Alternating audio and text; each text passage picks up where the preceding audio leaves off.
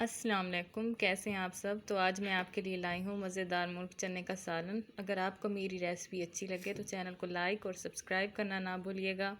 تو چلیں video start کرتے ہیں۔ سب سے پہلے ہم نے چنوں کو 3 گھنٹے پہلے پانی میں بھگو کے رکھا تھا، اور پھر میں نے پریشر کوکر میں چنے اور نمک ڈال کر 20 سے 30 منٹ پریشر میں اچھے سے گلا دیا ہے۔ اب میں نے ایک پین میں ہاف کپ آئل ڈال کر اس میں 2 بڑے سائز کے اونین جو باریک چوپ کیے ہوئے تھے، اس کو 3 منٹ آئل میں اچھے سے فرائی کر کے اس میں چکن ایڈ کر دیں گے۔ پھر اس میں زیرہ پاؤڈر ½ ٹی اسپون اور لہسن ادرک کا پیسٹ ڈال دیں گے اور 3 منٹ اچھی طرح بھونیں گے۔ پھر اس میں چوپ کیے ہوئے 3 بڑے سائز کے ٹماٹو، ہری مرچ ایڈ کر دیں گے۔ میں مسالہ ڈالتے ہوئے ویڈیو ڈالنا بھول گئی تھی۔ میں نے ٹماٹو اور چلی ڈال کر پھر اس میں 1 ٹی اسپون لال مرچ پاؤڈر، ½ ٹی اسپون نمک، ½ ٹی اسپون ہلدی پاؤڈر اینڈ ½ ٹی اسپون کٹا ہوا ثابت دھنیا ایڈ کر کے اس کو اچھی طرح بھونیں گے کہ مسالہ آئل چھوڑ جائے۔ پھر ہم نے جو چنے بوائل کر کے رکھے ہوئے تھے اس کو ایڈ کر دیں گے، اس کو بھی 2 منٹ ان مسالوں کے ساتھ بھونیں گے۔ اور جو چنے بوائل کیے تھے اس کا پانی ہم